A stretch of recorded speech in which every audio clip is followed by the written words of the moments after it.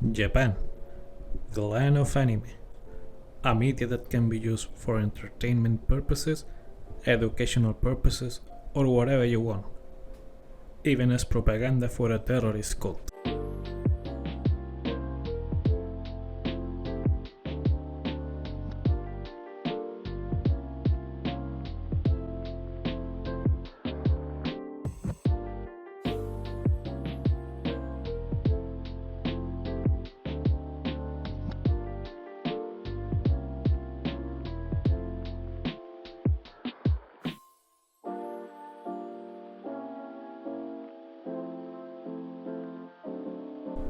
Hi everyone, I'm just a random weeb, and today I'm going to be talking about Sekai, an anime released by the cult Shinrikyo. It's the terrorist cult that conducted the 1995 sarin gas attacks in Tokyo. Just for the context, I'm going to talk a little bit about the cult itself. It's Shinrikyo, known for its big influence during the 90s in Japan and for being the perpetrators of the 1995 Tokyo subway terrorist attacks. Shinrikyo was a Japanese doomsday cult founded by Shoko Asahara in 1994. The cult combined elements of Buddhism, Hinduism, and Christianity, and believed in an incoming apocalypse. Shinrikyo gained notoriety in 1995 when it carried out a coordinated sarin gas attack on the Tokyo subway system, killing 13 people and injuring thousands. The cult's ideology was based on Asahara's teachings, which included a mix of mysticism, conspiracy theories, and science fiction. Asahara claimed to be the Messiah and promised his followers that they would be safe from the apocalypse if they followed him. The cult's practices were highly controversial and often illegal. They engaged in activities such as drug production and distribution, illegal weapons acquisition, and brainwashing techniques. Members were forced to undergo grueling training and often lived in isolation from the outside world. The Tokyo subway attack led to the arrest and conviction of several Shinrikyo members, including Asahara, who was sentenced to death and executed in 2018. The attack also led to increased scrutiny of the cult and its practices, as well as new laws regulating religious organizations in Japan. In addition to the subway attack, Shinrikyo was also responsible for several other violent incidents, including the 1994 sarin gas attack in Matsumoto and a failed attempt to release botulinum toxin in Tokyo, 1995. The legacy of Shinrikyo is one of terror and tragedy. The cult's actions have had a lasting impact on Japanese society and the world, and serve as a reminder of the dangers of extremist ideologies and cult-like organizations.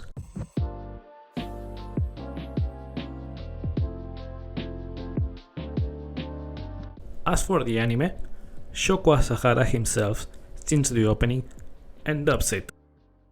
It's a 10-episode anime produced by the cult itself in the mid-90s. It features the cult's leader, Shoko Asahara, as a messiah-like figure who will lead his followers to salvation. The show is a disturbing example of how extremist groups can use media to promote their ideologies and recruit followers. As said before, the cult was founded in 1984 by Asahara, who claimed to be the reincarnation of Buddha and Christ. The group's teachings blended elements of Buddhism, Hinduism, and other religions, and of course, no cult will be completed without a doomsday prophecy. The Sekai anime was produced as a part of Shinrikyo's media strategy, which included publishing books and magazines, running a radio station, and producing videos. The anime features Asahara as a character named Vajra Guru, who uses his physics powers to fight against evil forces and protect his followers. The anime portrays Asahara as a divine figure who can perform miracles and heal the sick, and who will lead his followers to a utopian world. The show's plot revolves around Asahara's efforts to awaken the spiritual potential of his followers, which he believes will help them achieve enlightenment and ascend to a higher plane of existence. Asahara also warns his followers about the dangers of the outside world which he claims is controlled by evil forces that seek to destroy the cult and its teachings. The show portrays Asahara's followers as devoted and loyal, willing to risk everything to follow their leader's teaching. The episodes of Choetsu Sekai follow a narrative that blends elements of science fiction, philosophy, and the teachings of the cult's leader, Shoko Asahara. The series begins with a prologue in which Asahara is introduced as the savior of humanity, sent by God to lead humanity to a new era of enlightenment. Each episode of the series is divided into two parts. The first part is a philosophical monologue delivered by Asahara. The monologues cover a range of topics including the nature of reality, the limitations of human perception, and the role of the individual in society. I won't go into the teachings because I don't really want to give them that kind of publicity. The second part of each episode is a fictional story that illustrates the philosophical concepts discussed in the first part. These stories often involve characters who are seeking spiritual enlightenment and encounter obstacles that can only be overcome by following Asahara's teaching.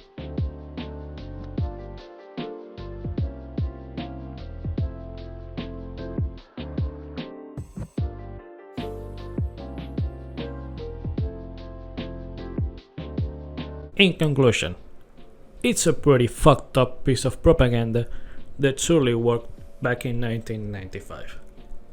And if the show itself wasn't crazy enough, he wrote a book about his teachings and his life.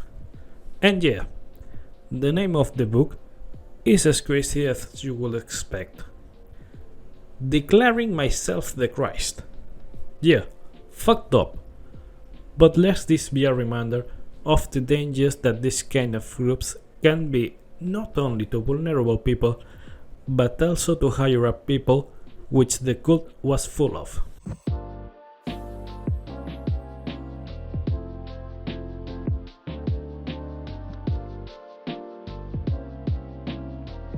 And that's been everything for today. If you liked the video, it will help me a lot if you click the like button. If you like the content, I'd appreciate if you subscribe. Now in my description there's my Twitter and Anilist. Feel free to check them out if you're interested. Thank you for watching and hope you have a beautiful day. Bye!